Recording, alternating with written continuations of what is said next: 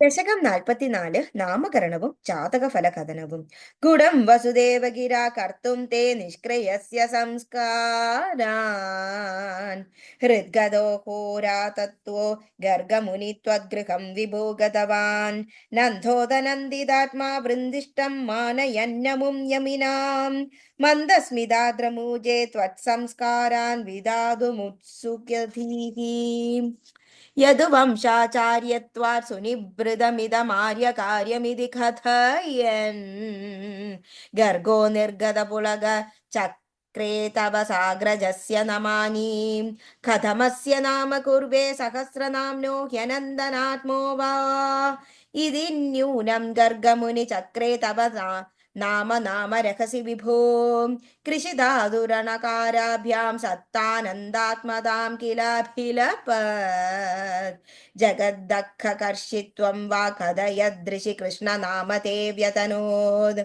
അന്യാംശ നാമഭേദാൻ വ്യാകുർവൻ അഗ്രജേ ച രാമാദീൻ അതിമാനുഷാനുഭാവം ന്യഗദത്വാം അപ്രകാശയൻ പിത്രേ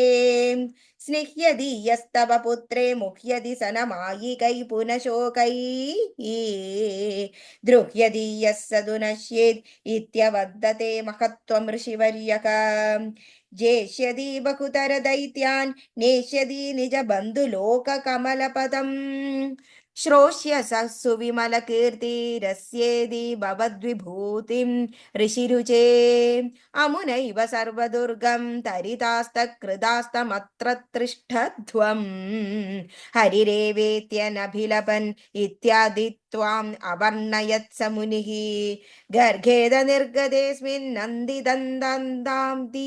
നന്ദിതന്നന്ദാതിനന്ദ്യമാനസ്ത്വം മദ്ഗദം മുദ്ഗദകരുണോ നിർഗമയ ശ്രീമരുത്പുരാധീശ സർവത്ര ഗോവിന്ദ നാമ സങ്കീർത്തനം ഗോവിന്ദ ഗോവിന്ദ നാരായണ അഖില ഗുരു ഭഗവൻ നമസ്തേ.